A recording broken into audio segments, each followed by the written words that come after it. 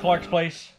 I think might be a good idea to show, and I just learned this myself, how to replace your lock cylinder inside your ignition switch. You can change the lock cylinder out.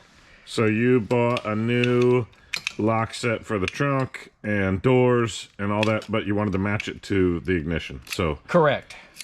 Yeah. Super easy to do, and yet it's a secret handshake you got to learn. Yes, apparently. So we'll watch Doug swap these out. With the key, you have to have the key in. This is the ignition. So with the key in, you have to come back to, I guess that's the accessories position. There's a little pinhole on the top here. I think a paper clip would be good too. We just got baling wire there. Just baling wire. So with the ignition switch in the accessories position, that lines this hole up with a pin that's down inside of this part of the mechanism. What you do is you push that pin down, and then you turn it counterclockwise some more, so that the key will go. So that the key will continue counterclockwise.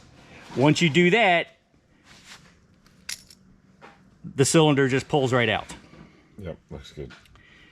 Put it back in, line this tab up with the slot on the new cylinder, ignition switch, slide it in, and just turn the key, and it's locked back in there.